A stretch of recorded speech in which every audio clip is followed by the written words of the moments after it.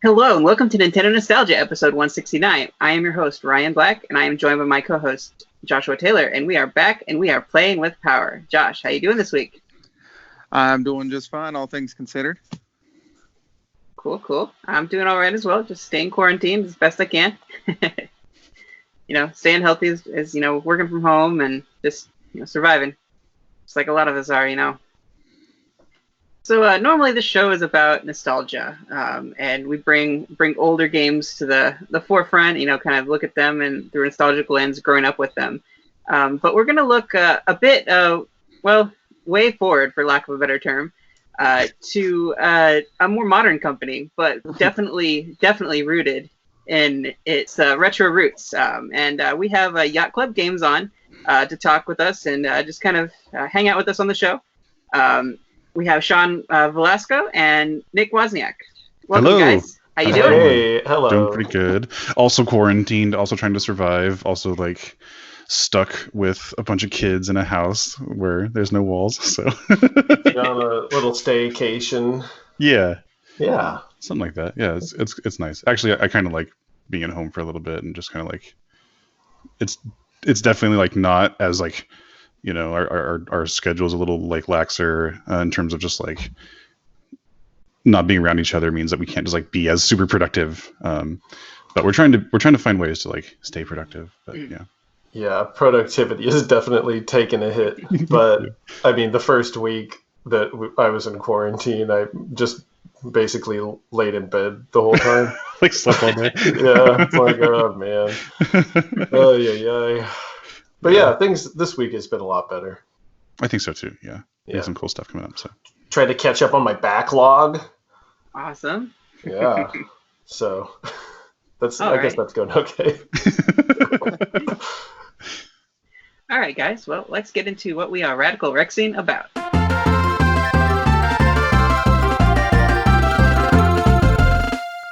Okay, Josh, go ahead and kick us off this week. Let us know what you're Radical Rexing about.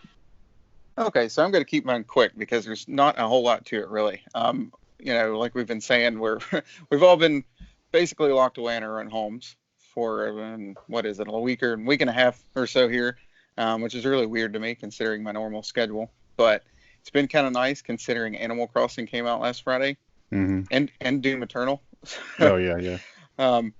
I've been playing a little bit too much Animal Crossing. So, yeah, I mean, I'm still working from home, but when I probably should be doing some other things around here, it's been mostly Animal Crossing. Kid goes to bed, then it's Doom. So, I mean, I can't really complain about that.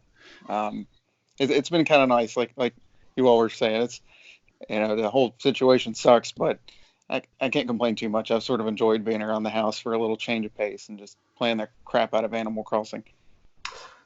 Right. Yeah. We've been social distancing in a way for long before the quarantine began. So maybe it's not too huge of an adjustment for some of us. Mm-hmm. Yeah. All right. Sean, what are you Radical Rexing about? Well, I've been Radical Rexing about my whole backlog of games.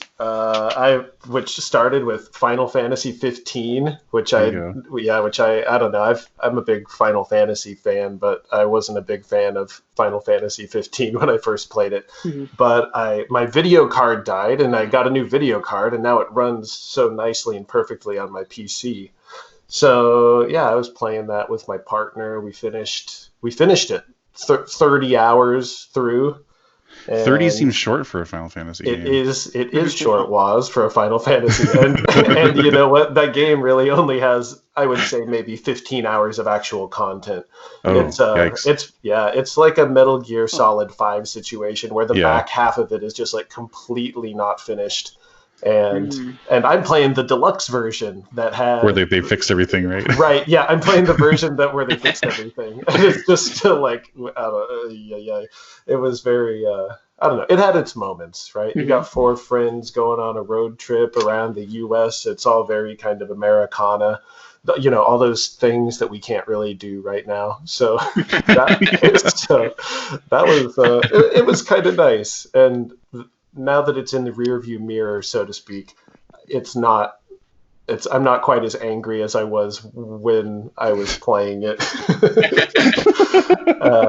Yeah, and then I'm restarted Gears of War 4, playing that co-op. Wow. Oh, yeah. And I'm gonna try and finish Subnautica, because that game, it seems like it's like a Minecraft, Mhm. and it is, but it actually has like an ending apparently. So I'm gonna try and get all the way through the end there as well. That's the one where you dropped off on the planet and you basically had to gather stuff and survive. Well, yeah, you're Underwater. not dropped off. You crash land in a Okay. horrible explosion, and it's like I don't know. It's like, what an amazing beginning. You start out and you see your ship kind of exploding as you're going off in your life pod, and then like a piece of debris smacks you in the head. And when you wake up, everything around you is destroyed. You're in the pod, and you pop it open from the top and look outside, and it's just, you see the huge hull of your crashed ship, and then endless water in all directions. And it's just such a strikingly realistic feeling of being stranded on a scary alien planet, and the real fear of being in deep water is so, like, the thing that's stopping me from finishing, or that's stopping me from playing that game, is like actual fear is like actual real fear. I don't want to go over to where there's these big giant snake swimming monster things called Leviathans. Right? Dude, I mean, I didn't think I did until I played this, and I'm not afraid of going in the water usually at all, but yeah, this was like, I just really feeling some real deep fear. Yeah, that's on my backlog too, and I think for the same reason I haven't played it, because like it's so, like, I got that thalassophobia when I first went into like dire docks in Mario 64. Right. I got a little twinge of it, and like I saw the eel and I was like right. Yeah. Definitely kudos to you for playing an entire game that's a water level. Yeah. All right, Nick, what have you been up to? What have you been Radical Rexing about? So I've been pecking away at Baba Is You Forever. Yes. Oh, really? Are you gonna finish it? I'm going to finish it. I'm very far. I have like 12 levels left to my knowledge, unless like some Symphony of the Night thing happens and the whole game like flips on its head or whatever. But I'm very far into it. I don't know. Like, that's a kind of thing that could happen. That was so horrible. Yeah, it would be. But that guy who made it, he also made a game before that called Environmental Station Alpha. And I played that on my stream a while ago, and I played it again for Yacht Club stream, and like I've been playing that for my class. I was like, that is like the game that I've been playing this past week or so for no reason. And it's a Metroid game that's like 8-bit or 8 pixel tall tiles everywhere, so your character is very small. I think it's really fun, and it has like a huge emphasis on mobility and fun like tricks you can do with many of its abilities. Which, and in contrast to like Super Metroid, I feel like there's a lot of like, I don't know, like the grappling hook in Super Metroid sucks, but like they fixed it, and like he made it really cool in Environmental Station Alpha, and there's like this dash thing that lets you like fly in the air. Basically, like he like learned a lot of lessons and like did the kind of thing that we did with like Shovel Knight to Mega Man and Zelda 2. So it's really fun. It's definitely a Metroid though, so you can get lost and kind of like confused. But yeah, that game's fun. So yeah, Bob Is You, ESA, and then I've been playing D&D lately too. Awesome. I've never played before, and this is like my first campaign. We are, I don't know, like 7 sessions in, and it's going really cool. The DM has like this big overarching plot and story. It's all like the world is his own, and like the legends and everything is like really thought out. I have like a lore Bible I have to reference every now and then for like it's like, this is the Temple of Fulminus, and I'm like, oh yeah, Fulminus, right? And so it's cool to like learn and like be a part of like a branching story. It's really fun. Definitely a cool experience. We meet every Wednesday and do different RPGs and stuff. And the past couple weeks we've been doing D&D. We've done Disney and Dragons, the Disney version. Then we have our crazy chaotic, 5e game. So yeah, that's awesome. I'm actually playing tonight, so in like 3 hours I'll be playing. So I'm really looking forward to it. Awesome. Yeah.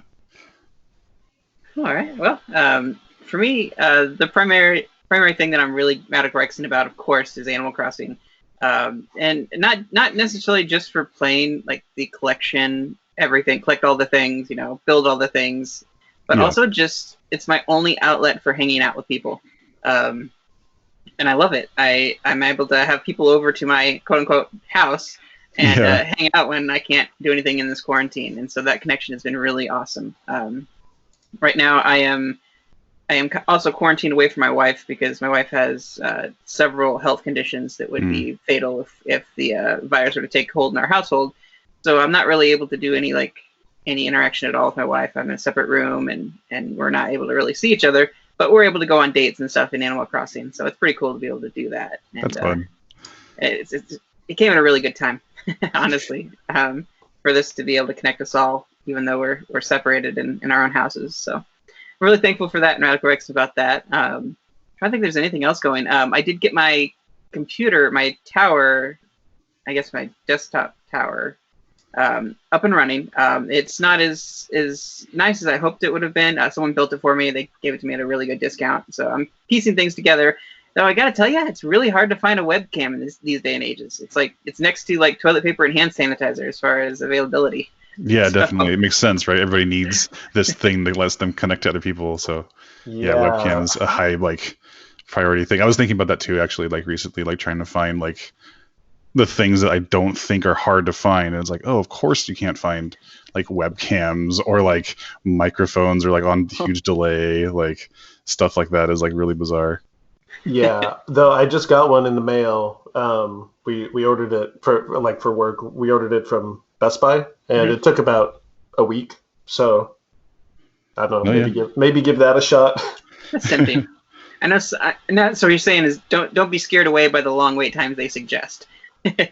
Oh yeah, I mean I don't know. Maybe I just slipped in under the craziness. But yeah, we've been in quarantine for this will be 2 weeks now. So. Yeah. So I guess we're a little bit ahead of y'all. It's a week for me. So, but that was I kind of went into self quarantine a couple of days before we actually locked down everything in Indiana. Yeah. So. Yeah. So yeah, we're well stocked with food and everything. So just kind of waiting things out. Yeah, eating that canned chili and chick noodle soup. Lots and lots of things in the crock pot. Pretty much. Yeah. Anything that goes a long way. I'm gonna be tired of these frozen meals and stuff after a while. I've had peanut butter and jelly every day until the bread's just gone.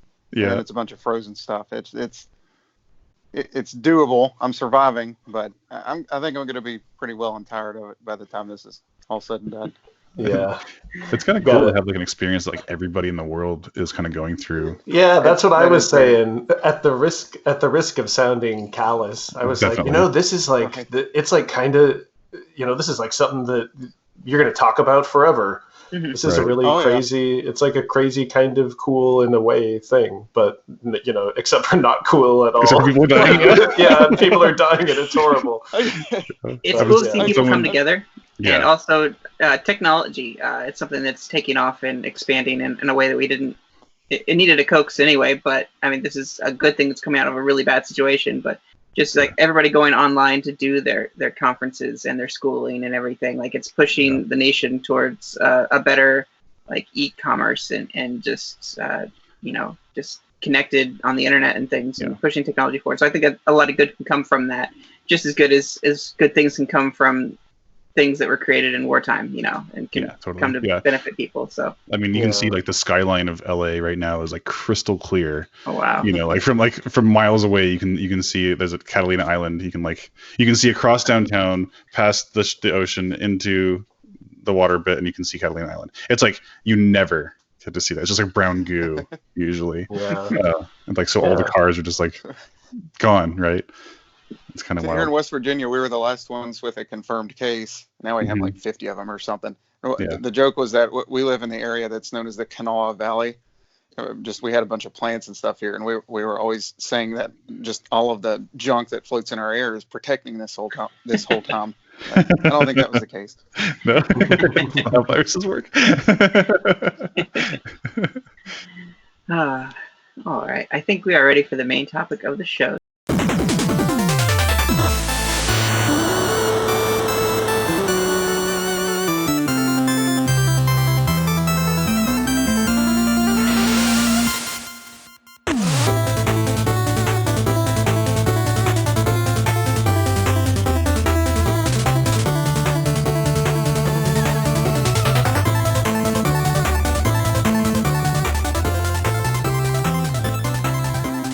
Josh, do you want to take us in? Sure. I guess we will jump right into things.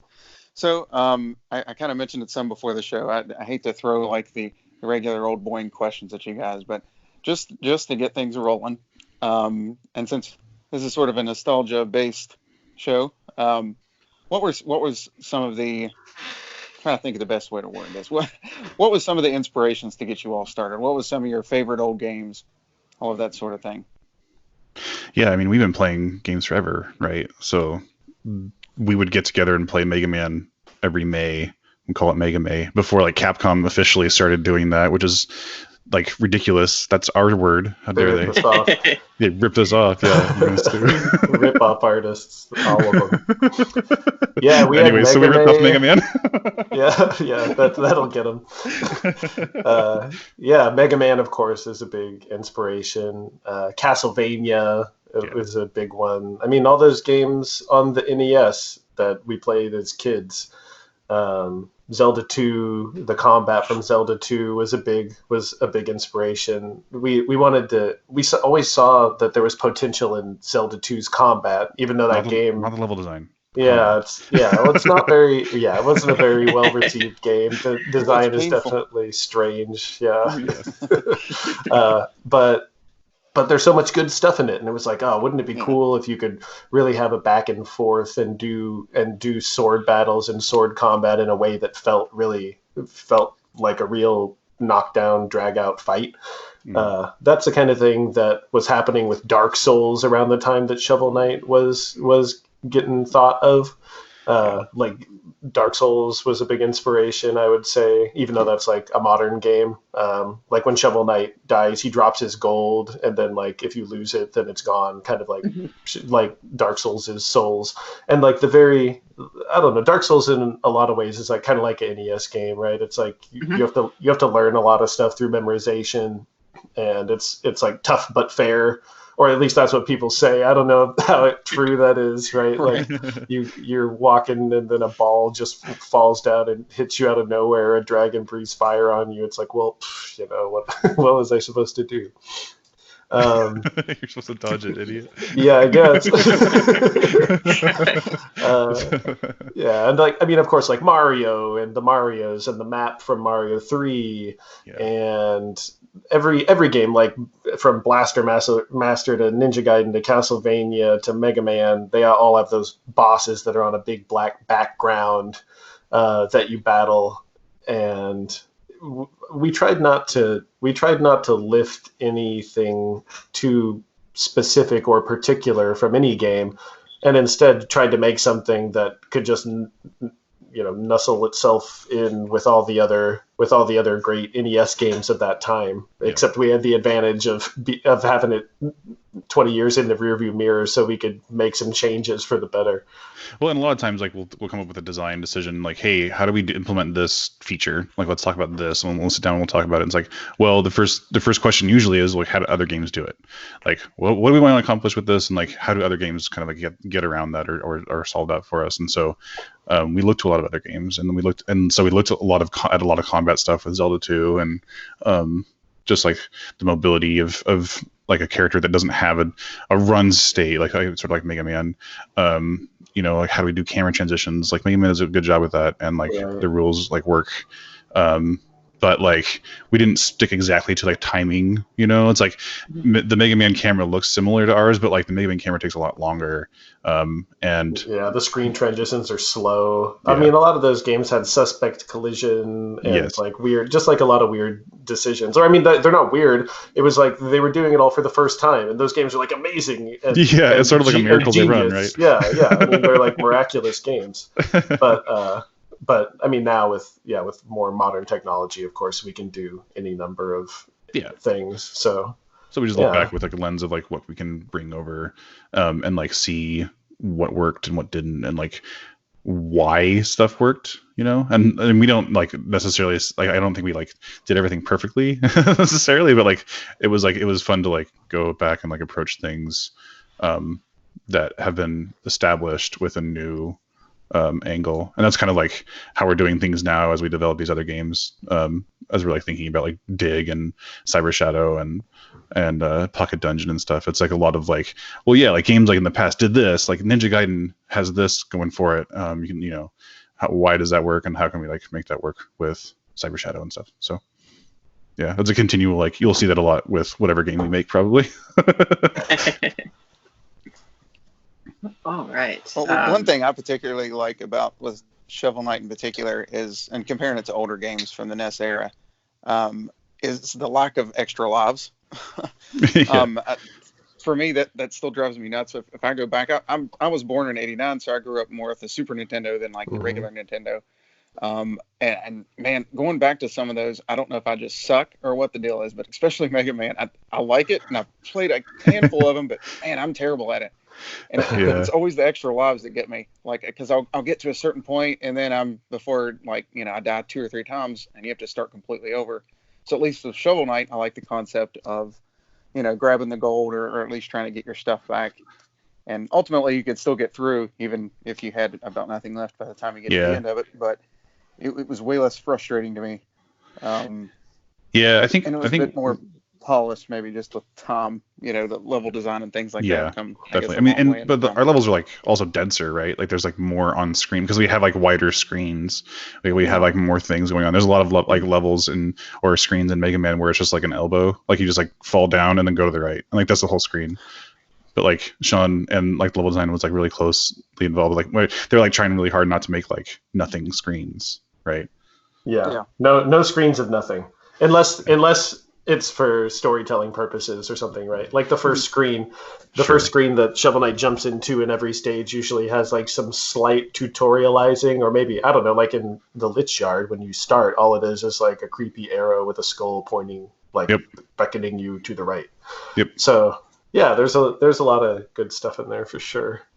Yeah, I think one of the things that like, as far as like the extra lives go, like we talked about those like back in the day too, and I think Mega Man's just to bounce off your point, I think Mega Man's lives specifically work well for me just because they feel like more like a gamble. Like you're like saying to yourself, I can beat this level in 3 tries, and so like those levels that are like less dense and they have less going on, they are sort of like a run, but I can definitely see like where it falls apart. And I think Mega Man and Capcom agree with you because later they start like just throwing extra lives at you like they're nothing. Right. Like in Mega Man 5, they're like constantly dropping.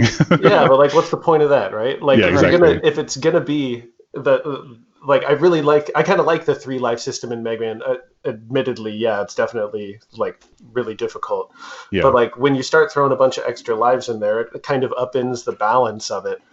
I think it would be neat if it was like you have 3 lives, you can't get any, and like in Mega Man, if you die and you have 2 lives, and then you go to the next level, you still have 2 lives. I would give you 3 lives like every time. Yeah, just start over each time. Right. It's a gamble, it's a wager. It's the Estus flask, right? It's like I can get to the end with 5 shots of my Estus flask. Right. Good analogy, Woz. Nailed it. Good. Yeah. It is like the Estus flask. Yeah. So they don't just give you free flask refills because that messes it up. Totally, yeah, definitely. And then they but they also learned from that, and they made it so that you could get more SS flasks. Just extend the analogy, you can kindle a bonfire. Anyway, and with Mega Man, you should be able to buy so you start with 4 lives from the shop. Yeah. Right.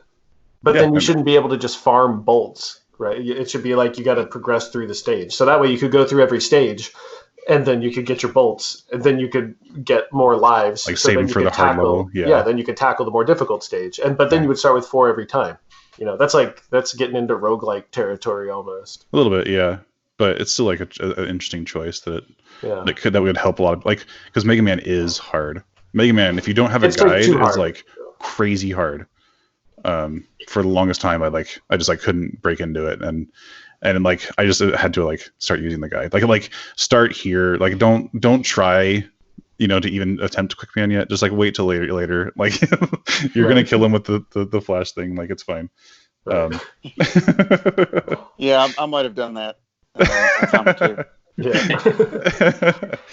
Yeah. Before we jump into the next question, I just wanted to give you guys a little bit of background with our nostalgia for your games. I know it's a fairly new-ish game, but it's been out for a while now. Yeah. You guys have put a lot of iterations and a lot of expansion to it. It's great. I'm fledgling when it comes to this game. I got it on Wii U. I won it. I think it was. Oh. Whoa. I can't even remember. Like I won it, and I was like, "Oh, this is cool," you know. And my friends had always talked about Shovel Knight, so I'm like, "Okay, I'll play this." And I was determined that I was going to play this co-op with my wife. Oh, and cool. And we were going through it, and then life happened, and we got away from it. And so, like, well, you know what? We're never going to find time to do this again. But if it ever comes out for the Switch, you know, I'm going to get that. And so it came out for the Switch, and I got it. And Awesome. And and I really, really enjoy what this offers. And, you know, one thing never really clicked for me was that Zelda 2 reference. I never drew that line until you guys started talking about that. I'm like, oh, yeah, the down thrust. That's why it's so comfortable for me. Yeah. That makes so much sense. A lot of that comes from actually Sean, because he was such a huge advocate for Zelda 2, even when I first met him. I always thought Zelda 2 was like the weird game that I just like never could get into, because it was like so out of genre, right? Mm-hmm. Well, I never had Zelda 1, right? Like, I think Zelda 1 came out in like 1986 or 87, and then like Zelda 2 came out in like 1988. I didn't get an NES until the second round of games came around. So like, sure. I had Mario 2, and I had Zelda 2. I remember going to my friend's house, and he had Zelda 1, and I was like, what the hell is this? It's like, it's all from You're like, top. No, I want to play Zelda. Right. It's like, it's from the top down. There's like, the graphics are like very primitive and weird looking. Yeah. Everything's like beige. It was just very not what I was expecting for Zelda. Like, yeah. Where's Zelda? Where's Zelda? Right. That's awesome. Yeah. I think my first Zelda actually was Link to the Past.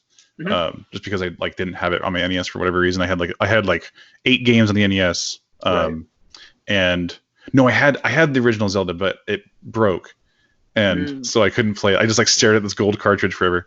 Or was that the one that had the gold cartridge? Yeah, they all did. They all did. Okay, I mean, not Link to the Past, but like Link, Ocarina of Time had a gold one too later. Yeah, and Majora's Mask did. Yeah. So yeah, I just like coming back to Zelda 2 later was like, oh no. Yeah. And so I didn't finish it ever. It's the only Zelda game I've never beat. The only home console one. And I always go back to it, and I'm like, this time, like I've even half cheated and used restore points just to speed things up a little bit. And I'm like, I still just can't. I'll get partway through it, and I always get stuck at certain points. Yeah. Something else comes on, and I'm just like, I can't put the time into this right now. One of these days, I'll plan on getting back to it. That's your white whale. Yeah. That's it's a beast.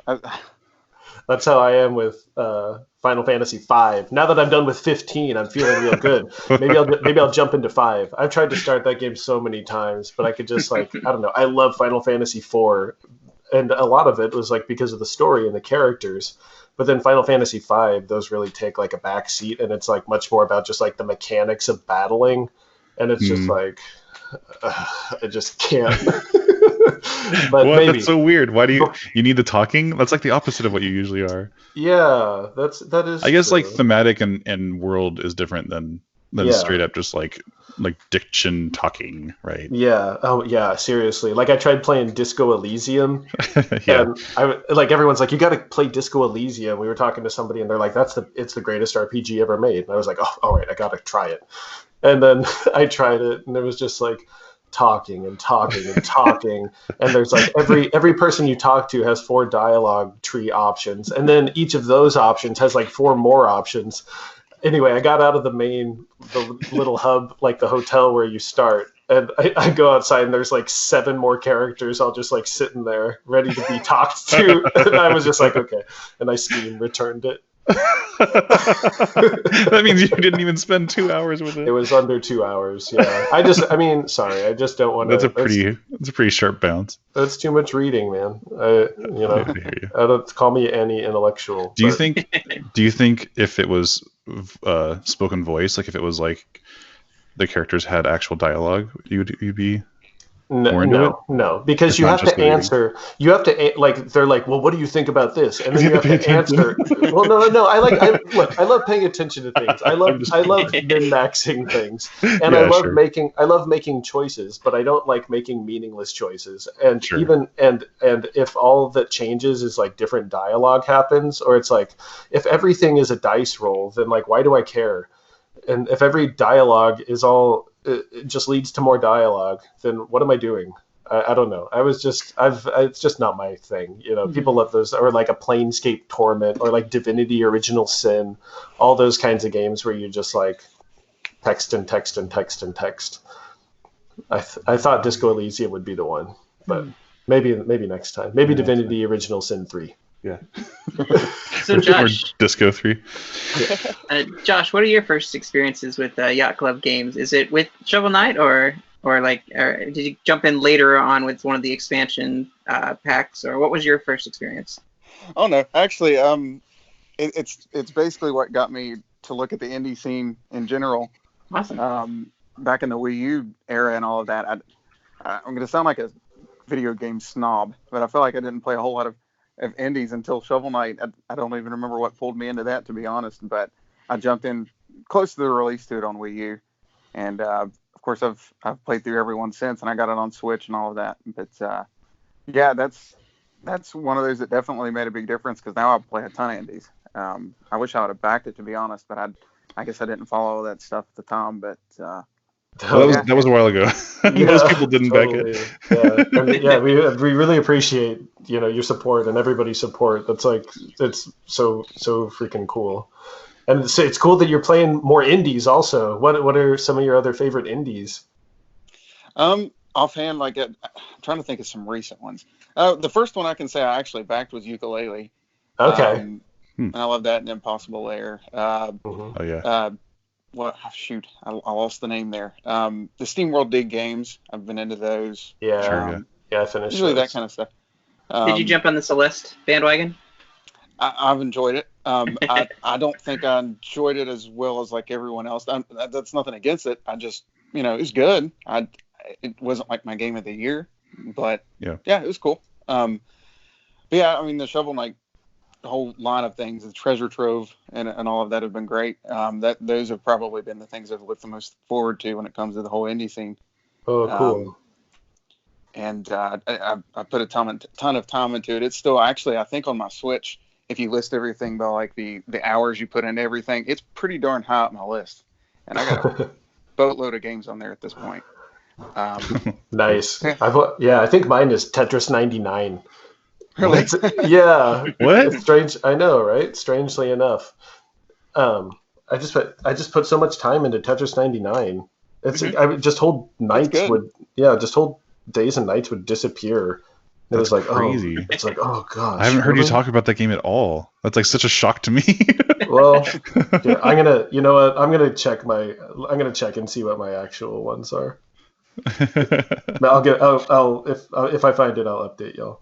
Okay, thanks. So mine was actually Smash Brothers still somehow, but and what's funny about that, I guess, while we're talking about it, like, how did that work? I know Shovel Knight's popped up in that as an assist trophy.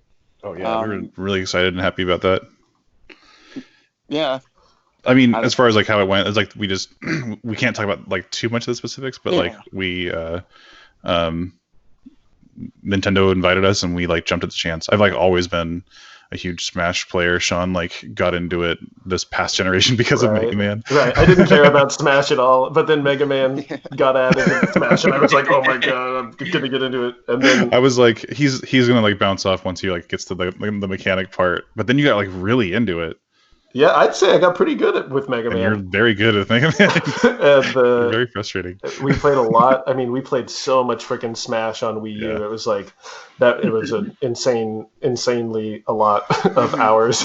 So just the chance to be in a Smash is just what a tremendous honor. I mean, I think we're as flabbergasted kind of as everybody else was. Probably, I'm more so, I'm sure. Definitely. Are you guys prepared in case that they do announce the Arms character is up for choosing? If they end up choosing Springman, as he's right now an assist trophy, are you guys prepared for the influx of emails about, hey, is Shovel Knight going to be a playable character now that there's an actual Oh yeah, trophy He as a playable graduated character? somebody. Yeah, we still get we get a lot of emails, and also people just being like, well, it's like annoying that he wasn't a fully playable character. And Yeah. are you guys kidding me? It's like It's so rad that he's in there. it's So Yeah. awesome he's in there. Yeah. so cool. That he's in there.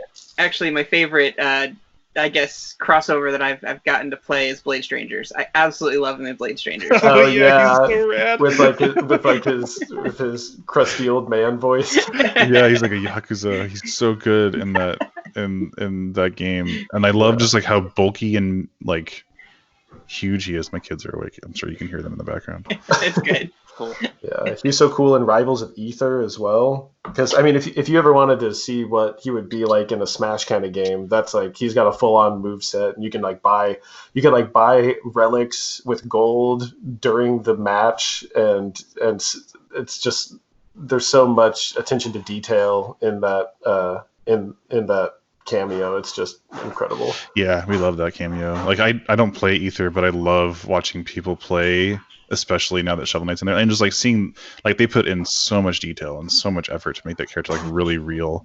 Yeah, so he's like very well represented in there, and we love it. Yeah, So- I know in Ukulele I particularly liked his voice in that. Oh, That was- right. that was That's Sean. me. Yeah. That's me. I'm like, yo ho, yo ho, yo ho. It's very prestige. I recently replayed it with my 5-year-old, and I had to read off everything to her, and I did my best impression of it. I'm not going to do it now, but Sure, yeah. it was okay. That's Um, great. That's Love awesome. it. And when Sean recorded that, I was expecting it to be more processed. Like Yeah, me Banjo sounds a little bit like, yeah, it's the person, but it's like their voice is like robotized somehow. But when when they put it in ukulele, it was just like, oh, that's just Sean. Yep. That's just like him. He's just saying yo ho ho yo. Yep. Yeah. It's pretty It good. was though. really weird. I do love how he pops up in everything. I know, like, he's been in a lot of crossovers, and every time I see him pop up in something, I kind of have to laugh. It's just great. Yeah. Like, I want to see him pop up in everything. Oh, he'll be in everything. Don't you worry. Yeah. Oh no, I will. Sorry. Update. Update. Here we go. Smash Brothers is the most played game on my Switch. Okay. Where's Tetris okay. 99? Is it number 2? It is 4 hours, 5 hours, 20 hours in World of Final Fantasy Maxima. Oh, wow. Ukulele and the Impossible Lair says played for a little while. Doesn't even count it yet. I guess not. Yeah, no, Tetris 99 is my second most played. So Oh, yeah. there you go. Anyway, sorry, I didn't mean to interrupt. So how did it come No, to you're be good. that? Go ahead. Go ahead. Oh, yeah. How did it come to be that he was how did it come to be with his shape? Like, he's a fish basically underneath the helmet. Like, how did you come up with that, or how did that come to be? Is it something that you added in as a joke and it just happened, or was it something that you planned all along? Like, It's definitely something that was added as a joke. It was actually really far toward the end of the development of the original Shovel Knight, and it was like we weren't supposed to add. Crazy.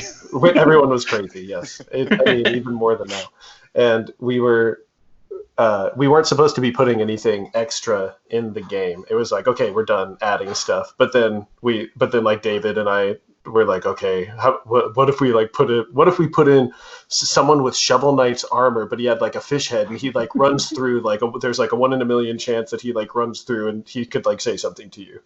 And I don't even remember what else. I like animated the fish head. We put it in, and he's like, "Oh yeah, it sure is nice to take that helmet off sometimes." And it was just like a dumb joke, Yeah. right? Rare. Yeah, but then it got Never found more. it. Yeah, but then it got more and more. It got like Yeah, and then that became like one of the costumes for the amiibo. right. So you could like play as him, and then like Ether, Rivals of Ether, like they like one of his taunts is he like that character takes off his helmet and he's a fish head. He just falls off, and he's like, "Oh no!" And he goes, Oh yeah. He's like, "Oh whoops!" And he puts it back on. Yeah. And for that first, we have a statue from first four figures. They're like, well, maybe and all of the first four figure statues they have like a deluxe edition that has some other piece that you could get with it. And so they're like, how about, we were thinking that Shovel Knight could have like the flare wand or like the fire rod, or and then he could like be holding that instead of the shovel. And we're like, okay, we're like, wait, we have a different idea. The fans are gonna love it. It was Shannon's idea, actually. She's like, it should be a fish head, and everybody was like, it should be a fish head.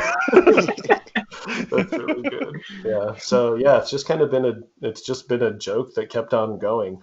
And now, when I think about, I guess I still don't think about Shovel Knight as having a fish head underneath his helmet for real. The official stance is that it's possible he's a fish. He could be.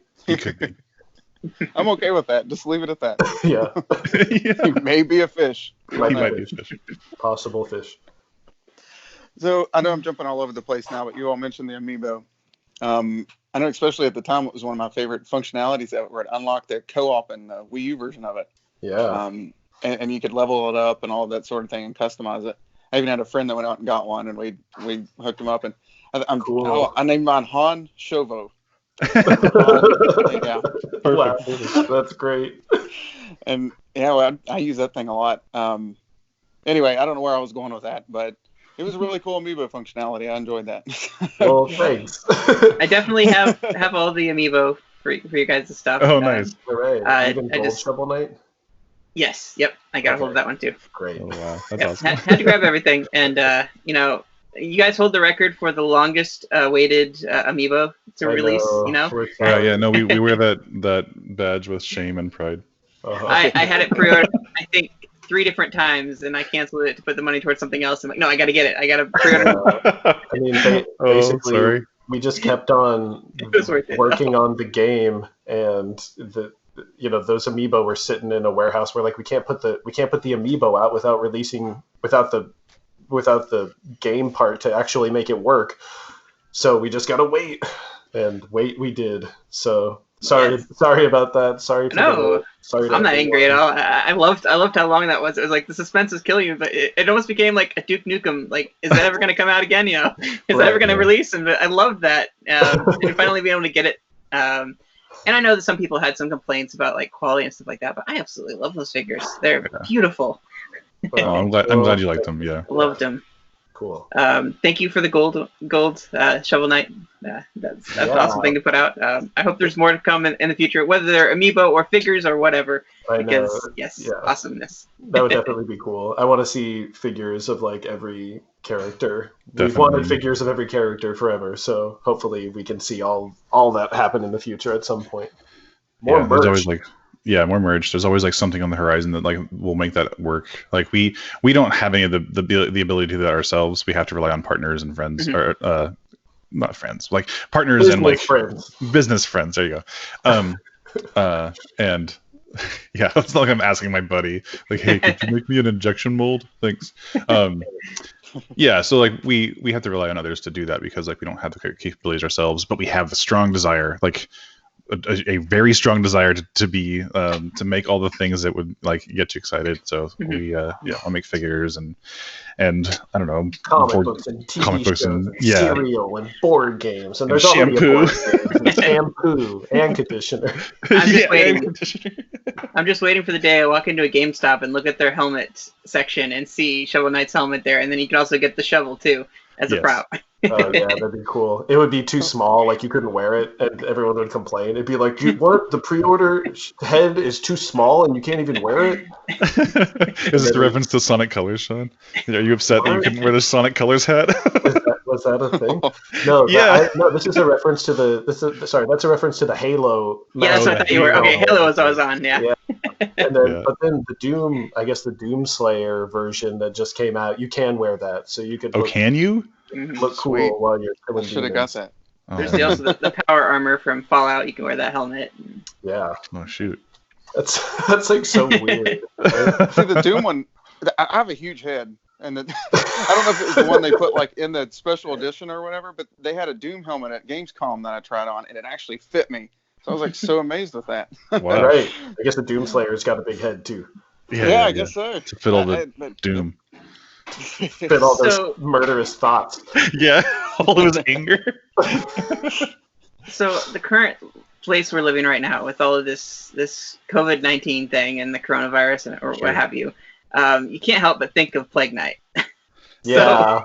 I tweeted a couple of weeks ago. Oh, no. Would it be in bad taste to put Plague of Shadows on sale? Yeah. But I mean, the answer is yes. The answer is yes. Yes. It is.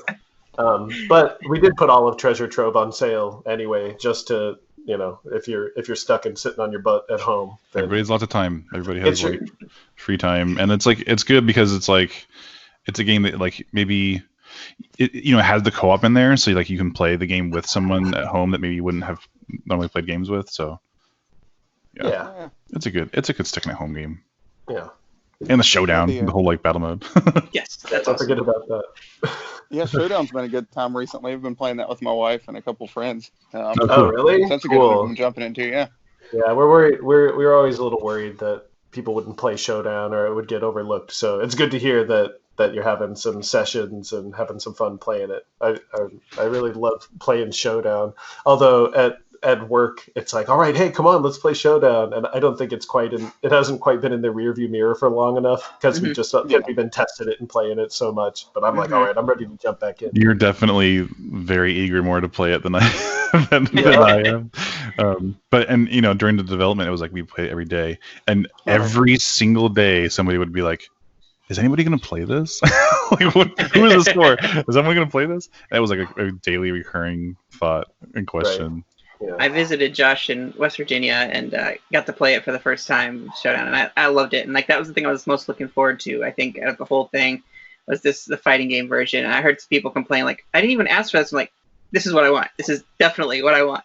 Thank you. And That's that awesome. and King of Cards, getting to play that card game. I can't wait to get into that. But I'm trying to pace myself and start from the very first one and work my way through. So, I'll get there eventually. Yeah, you got a lot. That's a lot of adventure ahead of you. We're gonna be stuck. We're gonna be stuck inside for a long time. So that's at least a Final Fantasy 15 away. Yeah, right. It's nice. I could work through my backlog. Mm-hmm. I should be, but dang it, like I said, Animal Crossing came out, and it's just one of those that we can just set and everybody can play at the house, and it's just been killing all of our time. I actually do need to get. Go ahead. I'm sorry. Oh no, I was just gonna say that sounds really nice. Also. Oh yeah. It's very calming. It's funny going from it to Doom for me. Lately, I wake up with it before everyone wakes up in the house, and then it's time to calm back down again. But I actually beat King of Cards not too long ago. I went through it a little slow, just taking my time with it. Cool. It felt like, I don't know if it was just the pace I went at it, but it felt like it was bigger than the other 3 campaigns. Yeah, it's definitely the biggest I don't know campaign. if that was completely true or not, but yeah, it is. It's got more content, and Joustus is a big old time sink, and there's more levels, and there's just more stuff. There's more bosses. It's the biggest one. I mean, partially because we got to kind of roll some of the stuff from the other campaigns into that one as well. But it's by far the biggest one, especially after Spectre of Torment, which is like a pretty quick jaunt. So I'm a big Final Fantasy VIII fan. I love Triple Triad, and I just wanted to ask, like, before I get into Justice and really get to play this game, what inspirations did this pull from? Was it something completely built from the ground up, like completely inspired by your own imaginations, or is it something that kind of has some elements from other things that you've experienced growing up with your nostalgia? Well, I mean, Final Fantasy VIII is definitely the biggest inspiration for Joustus. It's a card game that could be played within the regular game, kind of as a side thing that you would play versus NPCs in the world, and you would collect cards and with their faces on it. With their faces on them, and but after that, we kind of took it and spun it off in our own direction. We're not, like I was saying about reading, we're not big fans of having to like do a lot of reading or math or like comparing numbers. We didn't want it to be like Magic the Gathering, where you would have a bunch of mana to tap and creature tokens to think about. Instead, we tried to look to games that had a more physical element, like and pushing, right? So it's like we said, okay, it'll be on a 3x3 grid, and we're going to have cards with arrows on them, and you can use the arrows to like push around. I don't know, more like a physical board game. Or like, have you ever played that game Hive? That hexagonal. It's like a chess, dominoes, checkers kind of thing, and it's all with different kind of bugs that have different capabilities. Anyway, it's like we looked at board games and card games and tried to think of some games that would be over for right. It had to be over in like a minute, and it had to be simple and easy to learn, and it had to be infinitely extendable with a bunch of weird powers and stuff. So we kind of really used real life games as inspiration, and then just built onto it from there.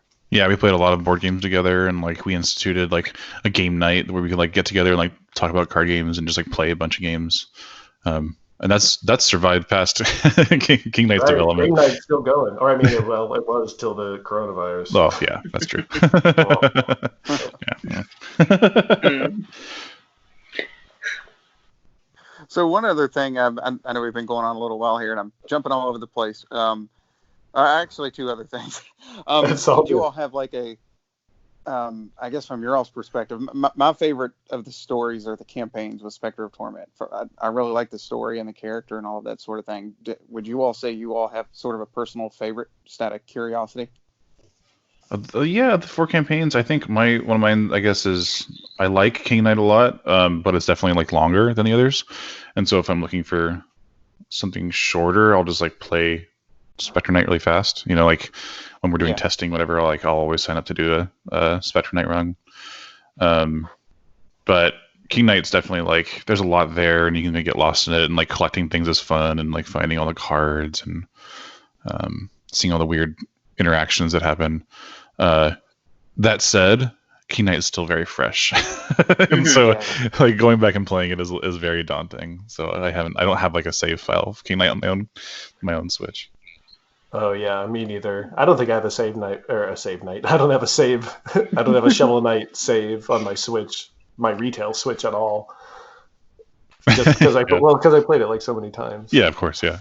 King Knight's definitely my favorite right now. I love the shorter stages. Right, the stages are over so much more quickly, and so you can just play them and take whatever path you want. I really like Joustus. I really like how King Knight is funny, and like the comedy in that game I think is really funny, but also the story is like kind of dark and messed up. So it is. I don't want to spoil it, but the ending kind of surprised me, but I don't know why it surprised me. Yeah, exactly. Right. I love that setup. I was like, I kind of like he was my favorite to begin with, and I was like, I kind of hate him. Yeah. I can't really decide. Yeah, it just kind of left me almost baffled by the end of it. I was cool with it. I mean, you just kind of forget. You forget that like the character that you're playing as is like the jerk that you find later. It's like it happens in movies a lot. Like where like a creepy scene happens at the beginning of the movie, and then like for 30 minutes like nice things happen, and then you can like kind of think like, wait a minute, like I saw someone die. I just watched they did this in Get Out, and like at the beginning of Get Out there's like this crazy abduction scene, like, and it's like really scary and jolting and scary, but like for the rest of the scenes like after that it was like nice, like kind of getting to know the family, and like things are a little weird, but like you're waiting for the horror to come, and then you just like think back, oh wait, no, this is like there's bad things gonna happen, like I know it. And so same with King Knight, it's like he's the bad guy, and when you're fighting him as Shovel Knight, like that's the same guy. That hasn't changed. And so like going through his campaign, you're like, oh, he's like the hero. I'm gonna be like, oh no. Yeah. He wouldn't do that. He wouldn't, would he? He wouldn't, would he? Yeah. Yeah. The whole joke with his mom throughout the campaign is pretty hilarious. Yeah, we love King Knight's mom. That was definitely one of the early ideas when we were working on King of Cards. It's like, oh yeah, he's got to be like a dork that lives at home, and his mom Molly coddles him, and is just really sweet to him and enables him. But maybe that's like part of why he is like how he is. So one other thing I've just was curious about in the past. I know, like with the Xbox and the PlayStation versions back in the day. Well, back in the day, I say that like it was years ago, but it was years ago. Too many years ago. Well, where they had like their own exclusive bosses, like the Battletoads, I thought was super cool. I've always been a Battletoads fan. Totally. Now, I don't know how much you can say about it, but like, was there ever a thought for a Nintendo specific one, or did that go anywhere? I mean, that effort kind of became like the amiibo effort, right? Like we gave a lot of like attention to the Nintendo version. But if ever the question is like, what Nintendo character would you want to fight in a boss battle? I always think Ganondorf. Mm-hmm. That's like my number one. Oh yeah. Why Ganondorf? Because I love him. I mean, I know you love Ganondorf. He's my main in Smash for one, but also he's like big and imposing, but also just like a guy. You know, like he's like he fits. I think the archetype of like enemies in Shovel Knight. I think he could like do some really cool stuff, borrowing from the games, borrowing from like his Smash appearance, more of the games, like he's got the horse and stuff. And dude, we would be the first side-scrolling Ganondorf. That would be nuts, right? But he would, dude, imagine he would have to turn into his pig form. Totally, yes. That would be so cool. But like the weird, like Minotaur pig. I don't like the big fat. Just it's a pig. I like the Ocarina of Time pig. Yep. Where he's like a Minotaur man. Best one for sure. That's the cool one. I like the fat pig version. You like the fat pig one where you have to like catch him and flip him over? No, well, I don't like the gameplay of it, but I think that definitely taints it for me. Well, I guess I always see Link as like a square. He's like a little square man. Yeah. Right? He's like not like I don't see him as being like tall. Even though Zelda 2 was like my first Zelda, I still think when I think of Link, I think of like Link to the Past Link, right? Like he's like and I see Ganondorf, Ganon, the blue pig, seems like he would be the villain for a character like that. Like sort of goofy, like Saturday morning cartoon version. But that's Ganon. That's not Ganondorf. Right. Yeah, Ganon. That's what I mean. Not Ganondorf. So that does bring an interesting question. Go ahead. Sorry, I can't shut up this evening. One I always had pictured in my head was for whatever reason. I'll show my Donkey Kong Country love here, but it's King K. Rool, because I just feel like he's goofy and would fit that really well. Yeah, he's got all an these animal that talks. He could fake defeat and get back up or whatever. Yeah. Sorry, totally. I'm just throwing out. No, that'd be awesome. Cool. That would be really good. No, we'll yes and your King K. Rool. Yeah. So, what would a TV show be like for Shovel Knight's like universe or worlds? Like, what would that look like for your ideal idea for that? Like cartoon, 3D animation. Like, what were you thinking? Like. Oh, I'd always want it to be a 2D animated cartoon. That's where my heart lies. Hand-drawn 2D animation. Mm-hmm. Yeah. Yeah, I agree. I also like 3D stuff, so I could see it being 3D, but I think I would rather have it be 2D. If it was 3D, what would it look like? Like Clone Wars? Like maybe Clone Wars, maybe like I don't know, something more stylized. Like I like the Clone Wars is stylized, and I like that like there's like a lot of like cool shapes that come about, and like seeing a character in Clone Wars like satisfies like I wonder how this guy looks like. Like I think Grand Moff Tarkin's in there or something, and like seeing him rendered was like cool. Yeah, Darth Maul. Yeah, like seeing that like and like so like being able to do the same thing with Shovel Knight would be cool. Of like having like this is like the 3D version, but it's like fun and cool and cute. But the same thing could happen with 2D too. Like I like the new Mickey Mouse 2D is really fun and interesting. That like oh yeah, what if it was like Ren and Stimpy? Like, it's just like gross out and weird. Don't compare the new Mickey Mouse to Ren and Stimpy. That's what so are you talking mean. about? I'm sure that was a huge inspiration. It definitely is an inspiration. It is on a scale of like Steamboat Willie to Ren and Stimpy. The meter runs a little closer to Ren and Stimpy. A little but bit. That's it's kind of not hilarious. super gross. Yeah. Well, I used to watch it as a kid, and it's funny. Like in my household, like I remember my parents, I wasn't allowed to watch The Simpsons, but then I was allowed to watch Ren and Stimpy, which I don't know how weird dude. You should not be allowed to watch Ren and Stimpy. Recently, like in the middle of the night, I'll get up and I'm flipping through the channels, and like Ren and Stimpy's on like I don't know, like 4 a.m.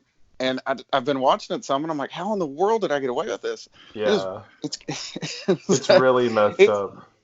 Yeah, it's very interesting to watch as at my age now. I thought Rocco had some hidden things to it. It's not even close to that. But No, yeah, definitely. Anyway, I watched. There's an episode where they're trying to find or where they smell a delicious smell coming from the nearby yard, and it's all those hog faces. It's like pig faces that are steaming there, and they go in to get it, but then they're like, wait a minute.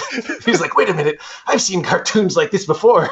And they're like, there's gonna be a dog in there. But then they go in and there's like a hideous baboon that attacks them instead, and then it's just like a series of gags with this horrible monstrosity of like a horrific baboon's like baboon. real, like it's just like rabid. Yeah, it's so creepy. Anyway, the new Mickey Mouse is nothing like that. Yeah, it's a little bit like that. And I guess to answer the original question, I think maybe the Shovel Knight cartoon would be like in more like a Saturday morning cartoon format, or like I don't want to say like the Ruby Spears Mega Man cartoon because that cartoon wasn't good, but something where it's like. Yeah, super fighting robot, right? Yeah. But it would be like the Enchantress is trying to take something over. The Order of No Quarter fights with Shovel Knight, but like sometimes maybe they would like team up for one character would team up with them, and it would just be kind of like lighthearted and fun. It's like it's like Shovel Knight's always trying to get to the tower and like beat the Enchantress, but he never can, and then it just could devolve into weirdness, right? It's like, we're gonna have like a race, and all the Order No Quarter. This episode, we're gonna make the biggest sandwich we can. Right. Right. We can make a bigger sandwich than Polar Knight and Tinker Knight. King Knight's like, I'll ruin it and put mouse traps in it. Yeah. Yeah, that'd be great. I'm picturing it like a Ren and Stimpy style show with Shovel Knight. Right. He takes off his helmet and it's just like very realistic gross fish. Yeah. God. Since we're on multimedia, does Shovel Knight have any board game forays? Any cameos or otherwise? Yeah, actually, we're developing. We're not developing. We are helping to develop a board game being made by Panda Cult Games. They ran a Kickstarter for it actually last year, and it is getting close to being finished. It'll be out soon, and it's awesome. It's like the first side-scrolling board game. It's really cool. They're like rows of tiles of the environment, and every turn you like move them more to one side. You take one off, and then you put the next one on, and everyone has to keep up as the like almost like the screen is scrolling. Yeah, it's really hard. It's kind of hard to picture because like it's hard to like imagine like how the ground is moving, but yeah, it is like Sean is saying, it's like the ground is moving to the left, and eventually you get to the end of like the play space, right? And you fight the boss. Yeah, and there's a boss. Yeah. Huh, so cool. Yeah, but I mean, we all know the real reason for board games is to have cool sculpts of all the characters. Yeah. And the sculpts of all the characters are really cool. Yeah, they're like injection molded plastic pieces. Like, I don't know if y'all ever played Hero Quest back in the day, but that game was like my jam. And this just reminds me of Hero Quest so much that it's just so cool to see all of our characters in these little like 2-inch or I don't know, what is it, like 1.5 inch? They're tiny. They're 1.5 to 2, I think is like the size. And like that's mostly where we've been involved is giving approvals for like the models and like helping with getting those looking good, and then also like making sure like because you don't just go to one area, like you play the plains level, and then you can play like the Lich Yard level, and each level has their own mechanics, their own special things. Like the Lich Yard has a bunch of spikes that have lanterns over it, and so you can like bounce on the lanterns. But once you use a lantern, then there's just spikes left over, and so the other players have to like navigate around the spikes. And it sounds like I'm talking about like a real gameplay level because that's like actually how it kind of works. It feels like you're playing a side scroller. It's really cool. Cool. And I'm excited to see like how it all tweaks out and how the mechanics land. Yeah, we hung out with those dudes at PAX. It was super fun and cool, and I'm just happy to be in the board game circuit. It was really neat. But that's not all, because Shovel Knight also is in Xseed, right? Yeah. as a cameo. And I don't know, Woz, if you can you speak to that more than because I don't really know that. Besides the awesome art, I don't know that much about Xseed specifically. So yeah, Xseed. If you've played it, it's a, and if you've not played it, I'll explain it to you. You buy like a character, right? And so it's a battling system that has universal rules, but every character you're buying is sort of like a class in and of themselves, and so they have their own abilities. They have like there's like a universal rule set, but it's sort of like when you play Magic or you play like any normal card game, you bring your deck, and your deck has its own personality. But in this case, you're bringing like a character, so you're gonna bring Shovel Knight, but you don't just like fight other Shovel Knight characters. You could play like other characters in the Xseed roster. There's some from like animes and other games and stuff. So it's like there's a lot of like it's sort of like Smash Brothers. Like it's like bringing together weird genres and very disparate character designs. And the art is so good. It's so awesome. Right. They made weird, unique armors for each of the characters. So it's there's Propeller Knight and there's like Super Propeller Knight. Yeah. And all of them have new outfits, and the art is really like it was cool because like part of the mechanic for Xseed is that you get like the Xseed version, like the character like exceeds or whatever. And so like they I don't know the exact term, so I'm sorry. But I think it is like the X form or whatever. Whatever. I'm just talking. It's how I talk. But we didn't want to use the fancy armors that we have with the amiibos, right. And so we were like, just design whatever. Design your own. Just make it your imagination. Make it your own imagination, and they really did. They went crazy with it. Spectre Knight becomes like ethereal fire is like holding them together, and Propeller Knight, like Sean said, has like this. He's like way more propellery and way more regal. Polar Knight is just like a nightmare. It's awesome. They're all so good. So yeah, Xseed's great. Yeah, cool. And who knows? Maybe Shovel Knight will appear in even more board games and card games. You'll just have to stay tuned. Definitely. You know, it's inevitable, like that a video game card game will come to a physical card game at some point. I mean, there was the Adventure Time card game that happened. Oh, right, yeah. There was an attempt at Triple Triad. Eventually we'll probably get a physical version.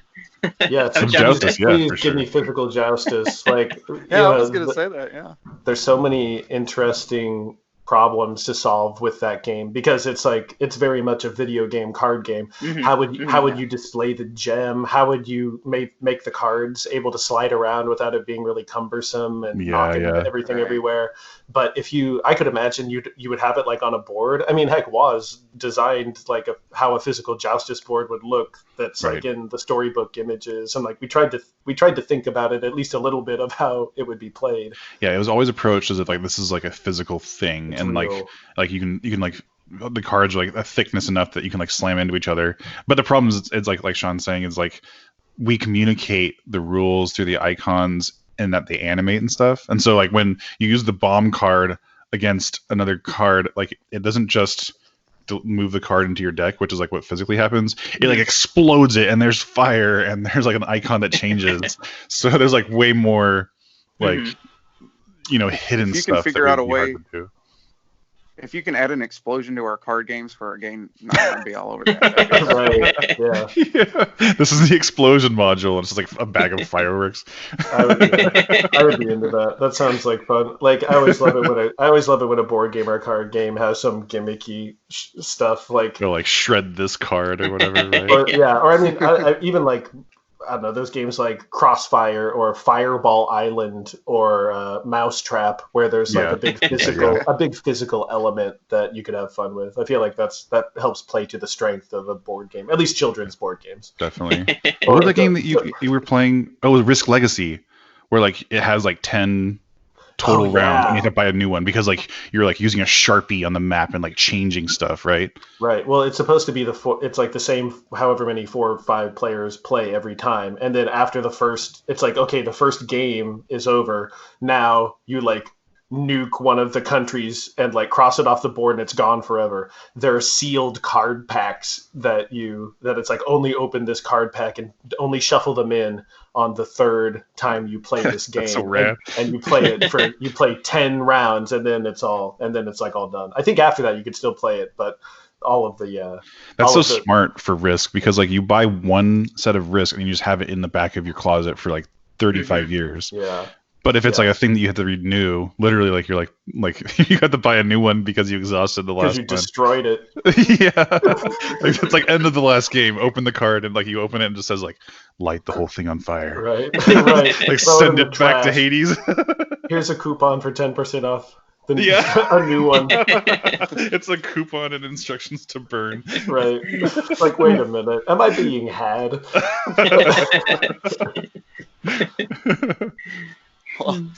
Well, honestly, this has been fun. I probably should get wrapping it up at some point here. I kind of forgot we were recording a show there for a minute, I think. So, one last thing I actually wanted to throw your guys' way. For everybody, for all of our listeners that don't necessarily keep up with everything, can you tell us a little bit about what's coming, Cyber Shadow, Dig, and all of that sort of thing? Sure. Cyber Shadow, which is a ninja action game, NES style, in the vein of Ninja Gaiden, or think about your favorite ninja game. It's like that, except even more cooler and modern because it's all brand new. Way better. It's being we're publishing that game, and we've been helping out our friends at Mechanical Head Studios. So it's kind of like we're doing like a collaborative effort. And that's coming out in fall of this year, and it's really shaping up to look great. And we just had a meeting about all the story stuff, and the story is like way more deep and cool than I had ever imagined. Cool. I was recording video for it for like ESRB stuff, and I was supposed to just record a little bit, and I just like played through the whole thing that was there because it was like, I just want to see his next boss. Like, it would be really cool if I could show this in the video. And so I got through like half the game, just like playing it. It's like really fun. It's like we showed it at PAX, at a couple of PAXs now, and the reactions have been really good. It feels great to play, and we're really looking forward to letting everybody get their hands on that. Yeah. So that's cool. That's coming up. And Shovel Knight Dig is. Go ahead. Dig. Yeah, go for it. Dig is a collaboration between us and Nitrome. Nitrome is they made Bomb Chicken most recently on Switch, and they were also a big Flash Portal back in the day. And so they've also made a bunch of mobile games, and they're extremely talented. One of my favorite pixel artists is the guy who's doing a lot of the pixel art there. Gustav. He's amazing. He's like one of the like the upper echelon pixel artists in the world right now. There's 10 or 12 of them, and he's like one of them. Like when I started at Way Forward, and we were doing Contra 4, it was like, oh, do you think we could get Gustav to do some sprites? Gustav, he's like so cool. and he did, and those sprites are amazing. And I'm really honored to be working with him so many years later. It's super cool. It's cool, and it's cool like collaborating and like giving feedback, and then him like and getting people excited about like what we're doing. So there's a lot of like back and forth with Dig, and that doesn't have a release date, but we're working hard on it constantly. Yeah, it's like Spelunky or Crypt of the Necro Dancer or Enter the Gungeon. It's like the game is different every time. There's a whole new batch of bosses that we're making, and it's really cool because this is like a very new Shovel Knight experience. It's like very compared to making these new campaigns, which is like reusing a lot of the assets or the ideas or kind of treading over filling in gaps in the story. This is like really going in a whole different direction, and it's like all new, and so it's like really fun and exciting. Yeah. Very cool. And then the last one is Pocket Dungeon, and like the other ones, it's a new genre. It's a new like part of like why we like to do these is like to explore different creative outlets. Like I want to do a sci-fi game. Yeah. You gotta have a Mario Kart. You gotta have a Dr. Mario. You gotta have Wario's Woods. Well, maybe you don't need that one. Well, that's kind of weird because we did that with Pocket Dungeon. It's like it's like Wario's Woods meets like Necrodancer. Yeah, a little bit. Yeah, it's like a puzzle game with a lot of like not like rhythm necessarily, but there's definitely a cadence to how the enemies come out. You want to talk about it, Sean? Sure. Yeah. I mean, it's like a combination of a falling block puzzle game and a Shovel Knight battling game. So you move around the board, you move around the well like a Tetris well, like in 2D, and enemies and things fall down from the top. and it's your job to clear everything out, defeat the enemies. If you hit enemies that are grouped together, then it makes a combo.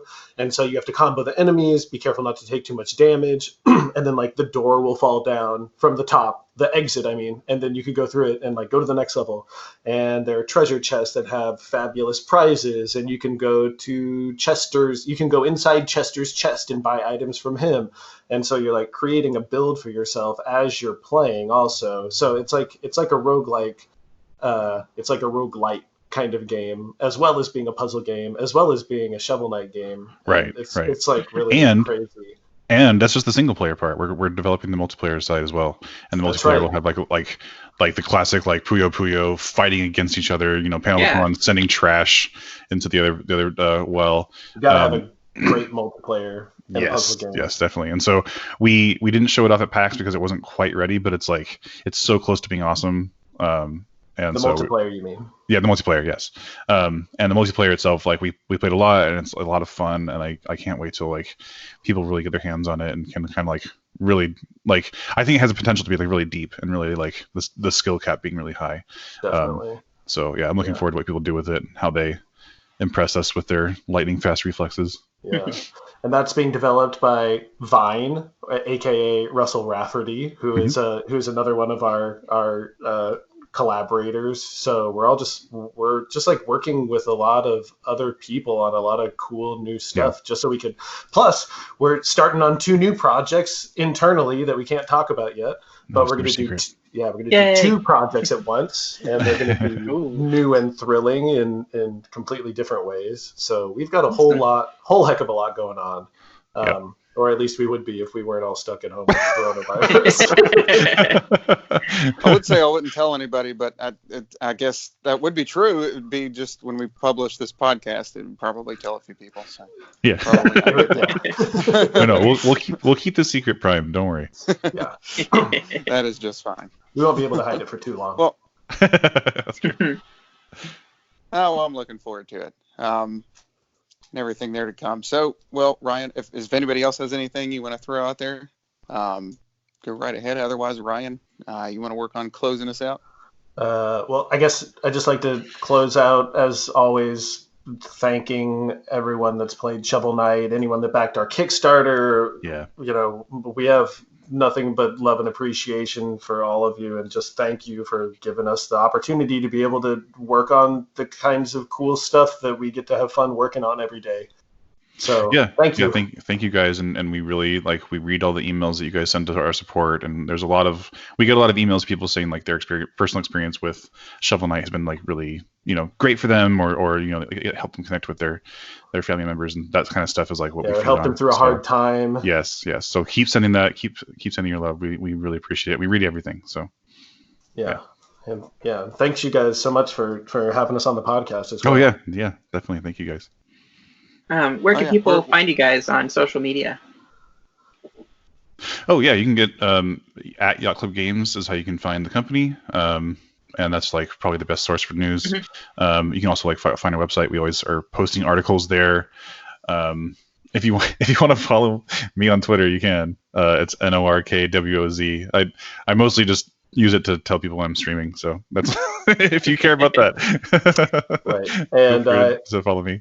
Yeah, and if you want to follow me on Twitter, I'm at SeanyFace YCG, which is SeanyFaceyCG. And Sean's very funny.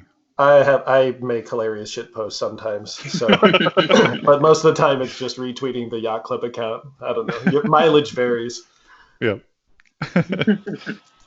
Awesome. Well, thank you so much for coming on the show. We really appreciated having you, and it was good having a good chat with you. It's awesome to ask all these questions and just hear from people who have big nostalgia and can take that forward into the games that they make. So thank you so much for being on. Yeah, thank you. Thank you. All right. You can find our show at thenintendovillage.com/Nintendo Nostalgia. You can listen to the podcast on Apple Podcasts, Google Podcasts, and YouTube.